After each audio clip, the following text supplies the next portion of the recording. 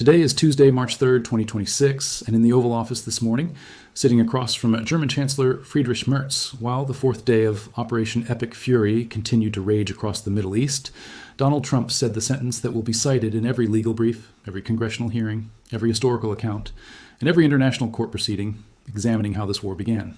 He was asked whether Israel forced America's hand, whether the narrative that Netanyahu pulled Trump into a conflict Washington did not independently choose was accurate.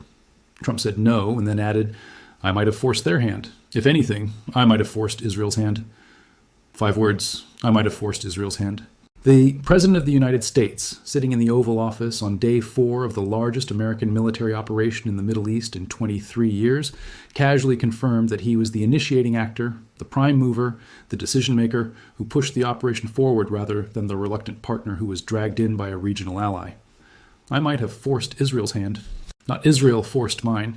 Not we acted jointly on shared intelligence. Not the threat was imminent and we had no choice. I might have forced their hand. The implication of those 5 words, placed against the backdrop of the Pentagon privately telling Congress there was no intelligence Iran was planning to attack first, placed against the backdrop of the Oman mediator flying to Washington to beg for more time because peace was within reach, placed against the backdrop of Steve Witkoff telling Trump that reaching a deal was difficult, if not impossible, before leaving for Geneva, is the most consequential admission any American president has made about a military operation since Lyndon Johnson acknowledged the Gulf of Tonkin incident was not what his administration had publicly claimed. When asked about the decision to strike, Trump said, "We were having negotiations with these lunatics, and it was my opinion that the Iranians were going to attack first. They were going to attack. If we didn't do it, they were going to attack first." His opinion, not an intelligence finding, not a National Security Council assessment, not a classified briefing from the Director of National Intelligence that established the probability of imminent Iranian attack above a threshold that justified preemptive military action under any recognized legal standard. His opinion. And the Pentagon's briefers told Congress the night before this press conference that there was no intelligence that Iran was planning to attack first. Trump's opinion and the American intelligence community's documented assessment are not the same thing. They are not close to the same thing.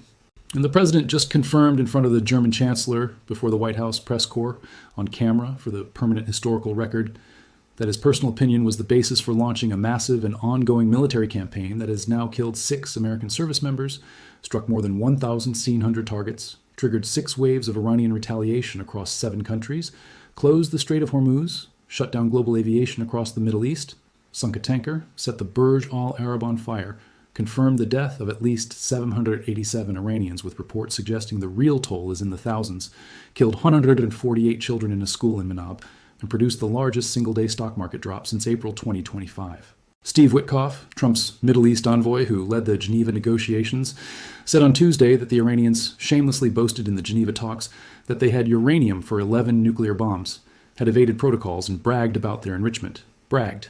Iran's negotiators sat across from Witkoff in Geneva and told him directly that they had enough enriched uranium for 11 nuclear weapons.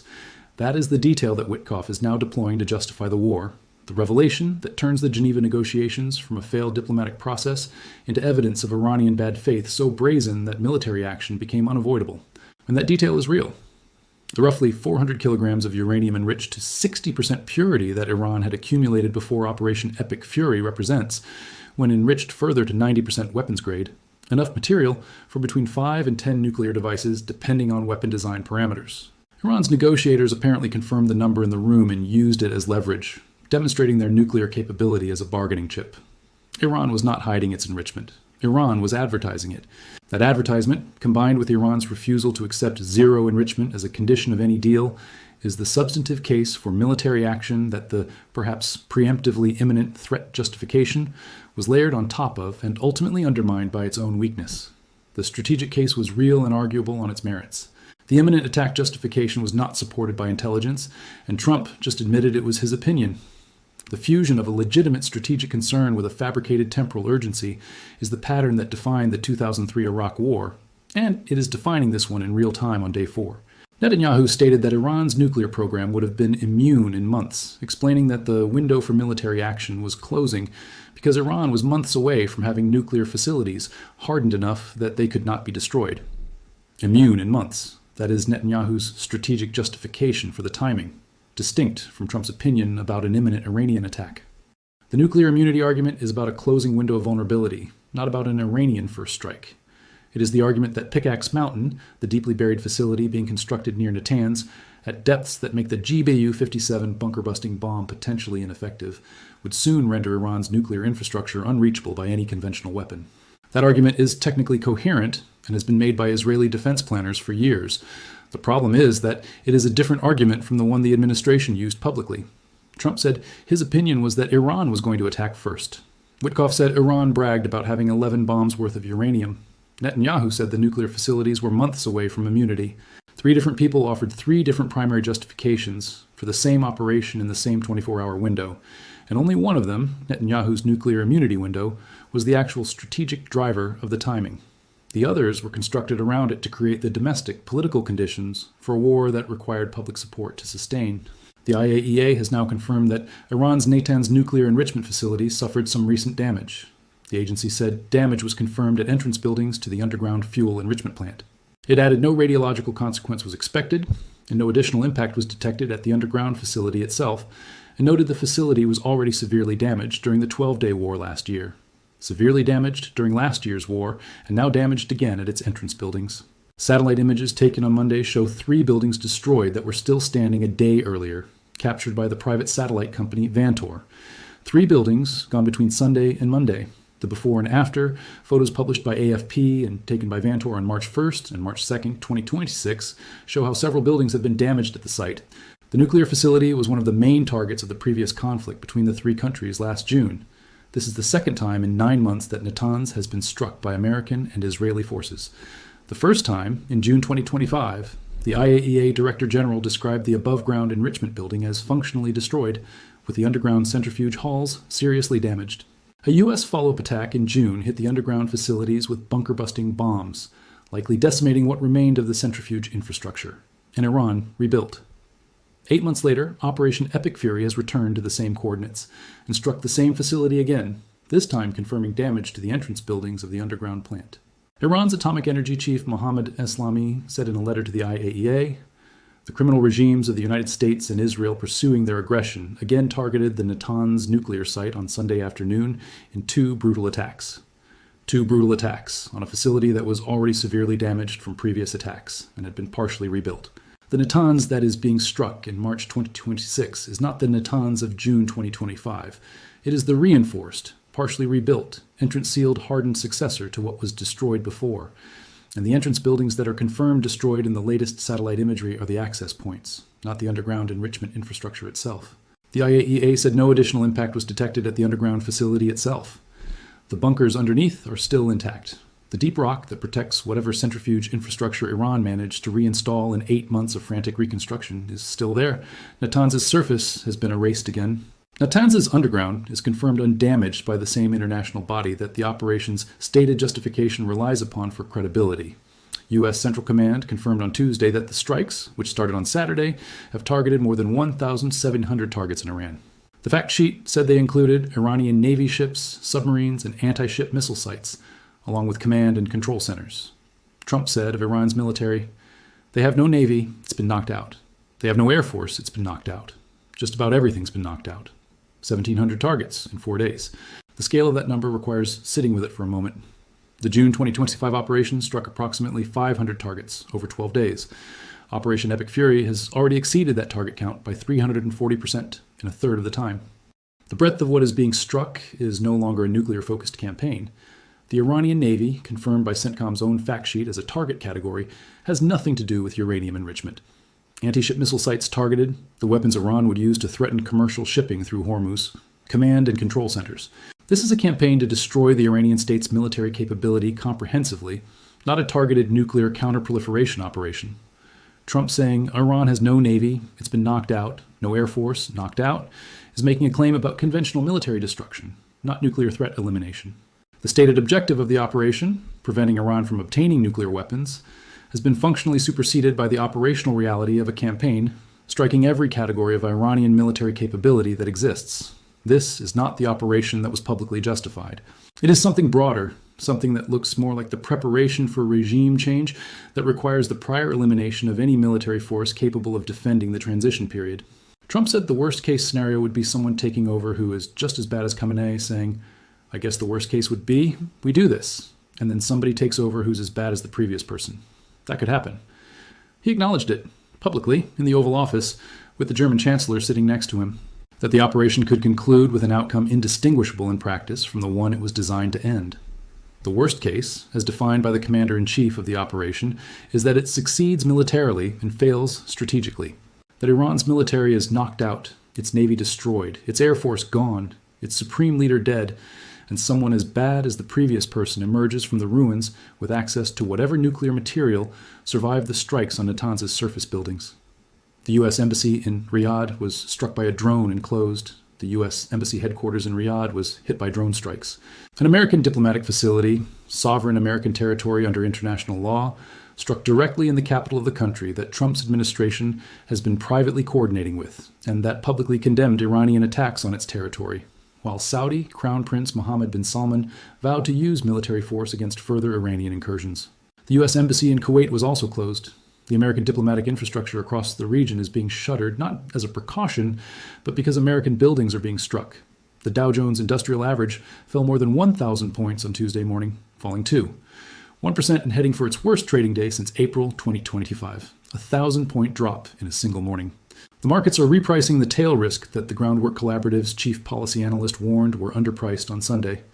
Gas prices around $5 a gallon were seen at a 76 station in Stanton, California, on Monday, March 2nd, 2026. The national average price of gasoline rose 12 cents per gallon on Monday, marking the largest spike in 4 years. $5 a gallon in California, 12 cents national average increase on day 3. The day before was 8 cents. The trajectory is not stabilizing, it is steepening. The closure of the Strait of Hormuz by Iran is sending shockwaves across global energy markets, with Asia expected to face the maximum pain. A prolonged closure of the strait would likely lead to a further surge in oil prices, with some analysts seeing oil crossing $100 per barrel. More than 1 million people are caught in travel chaos as another 1,900 flights were canceled in and out of the Middle East on Tuesday. Displaced customers and crews include travelers using major Middle East hubs like Dubai to get to destinations as far-flung as Paris and Beijing. 1 million people stranded, not at risk of being stranded, stranded. The global aviation network that routes 40% of long-haul flights through Middle Eastern hubs, that uses Dubai as the transfer point for passengers traveling between Europe, Africa, South Asia, Southeast Asia, and East Asia, is functionally broken. The disruption is not contained to the war zone. It reaches Heathrow and Charles de Gaulle and Changi and Narita because the hub and spoke architecture of modern aviation requires the Middle Eastern hubs to function, and the Middle Eastern hubs are closed because the airspace above them is a war zone. An Iranian general stated that if the joint U.S.-Israeli attacks continue on Iran, Iran will hit all economic hubs in the Middle East. All economic hubs. The warning that the war will expand from military targets to the financial and commercial infrastructure of the entire region, Jebel Ali already burning, Fujairah oil zone on fire from interceptor debris, the Saudi refinery struck, Qatar's LNG offline, Dubai airport closed, the Riyadh embassy hit. The IRGC is executing the strategy it telegraphed. Iranian Foreign Minister Araghchi threatened that any kind of military involvement, including purely defensive actions in the war by European nations, is to be considered an act of war following European mobilization in Cyprus. Any European defensive action is an act of war. The European nations that sent warships to Cyprus in response to a drone strike on British territory are now on Iran's declared target list if they do anything beyond watching. The radius of who is in this war is expanding by the hour. Israel's military said it was conducting simultaneous targeted strikes against military targets in Tehran and Beirut, saying it had deployed additional forces to southern Lebanon to protect Israeli residents near the border. Israeli Defense Minister Israel Katz said he and Netanyahu had authorized the military to advance and seize additional controlling areas in Lebanon to prevent firing on Israeli border settlements. Seize additional controlling areas in Lebanon. Israel has opened a ground operation in Lebanon while simultaneously conducting airstrikes over Tehran. The IDF is fighting on 3 simultaneous fronts: Iran from the air, Lebanon on the ground, and managing residual threats from Yemen and Iraq simultaneously. Israel strikes building as Iran clerics gather to elect new supreme leader. Trump said, "It's too late." Israel struck a building where Iran's Assembly of Experts clerics were gathering to begin the process of selecting Khamenei's successor. The 88-member body, whose constitutional function is to provide the Islamic Republic's leadership transition with legitimacy, the body that cannot convene under live bombardment, was attempting to convene, and Israel struck the building. Trump, informed of this, said it is too late. Not too late for diplomacy in the abstract. Too late for the gathering of clerics who constitute the constitutional machinery of any negotiated political transition. Israel bombed the succession process while it was beginning, and the American president said it is too late.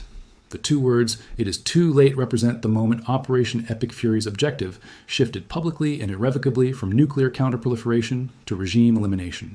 You do not bomb the body selecting a country's new leader and tell it it is too late unless eliminating the country's leadership structure, not constraining its nuclear program, is the actual goal. Trump said he does not know who should take power in Iran.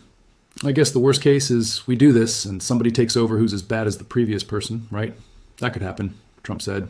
Trump said Reza Pahlavi is not someone his administration has seriously considered to take over leadership in Iran. He said someone currently living in Iran would probably be a more suitable candidate. Someone currently living in Iran, not Reza Pahlavi in Los Angeles. Someone inside the country. Someone whose name Trump does not know or will not say in the Oval Office. Someone who is currently surviving an American and Israeli bombing campaign that has struck more than 1,700 targets, that has shut down the internet at 4% connectivity, that has killed at least 787 confirmed Iranians, with the real toll estimated in the thousands, that has struck a school and killed 148 children, that has struck the building where the clerical succession body was gathering, that has been told by the president it is too late. Someone inside that country is supposed to emerge and lead 93 million people through a political transition to a government that is not as bad as the previous person. That someone has no name, no organizational infrastructure, no military force, no institutional authority, no plan from Washington for what the day after their emergence looks like, and no protection from an IRGC that, even after the death of its supreme commander, even with its surface military infrastructure being systematically destroyed, even under the most intensive American air campaign of the 21st century, is still firing wave after wave of missiles at American bases, Gulf capitals, and Israeli cities, with apparent institutional coherence and operational continuity. The Natanz satellite images are the most important physical evidence produced by Operation Epic Fury so far, and not because they show destruction. They show the limit of what destruction accomplishes. The main above-ground enrichment building at Natanz was known as the Pilot Fuel Enrichment Plant. Israel hit the building on June 13th, leaving it functionally destroyed and seriously damaging underground halls holding cascades of centrifuges, the IAEA's Director General said at the time. A U.S. follow-up attack on June 22nd hit Natanz's underground facilities with bunker-busting bombs, likely decimating what remained, functionally destroyed in June 2025, then rebuilt, then struck again in March 2026. Entrance buildings confirmed destroyed in new satellite imagery. Underground facility confirmed undamaged by the IAEA. The pattern repeats. The surface is erased. The underground survives. The knowledge that built both survives, every strike regardless. Iran's ambassador to the IAEA, Reza Najafi, said the U.S. accusing Iran of trying to have a nuclear bomb was simply a big lie, calling it just the pretext to attack and invade. Whether one agrees with Najafi's characterization or not, the operational evidence of what is being struck, 1,700 targets, including the Iranian Navy, the Air Force, command and control centers, the Assembly of Experts building, and the Riyadh embassy location, makes it increasingly difficult to characterize Operation Epic Fury as a nuclear counterproliferation mission rather than a comprehensive campaign to destroy the Iranian state and manufacture conditions for regime change. The nuclear justification was the stated rationale. The operational footprint is something larger. Trump's confession in the Oval Office, "I might have forced Israel's hand," combined with his acknowledgement that the worst case is someone as bad as Khamenei taking over, combined with his admission that he has no specific successor in mind beyond someone currently living in Iran, constitutes the most complete presidential confession of strategic improvisation since Donald Rumsfeld said, "You go to war with the army you have. You launch the campaign with the plan you have." And the plan, as of day 4, does not include a name for who leads Iran after the bombs stop falling, does not include confirmation that the underground enrichment infrastructure at Natanz is destroyed, does not include a defined endpoint that constitutes measurable victory, does not include a legal authorization from Congress, and does not include intelligence that the war was a response to an imminent attack rather than a president's opinion about lunatics who were going to attack first. The Natanz surface buildings are gone again, the underground is intact again, and the man who ordered it all said, "I might have forced Israel's hand," while the German chancellor sat next to him and the cameras rolled, and the history of this moment was written permanently into the record that no Truth Social post can ever delete.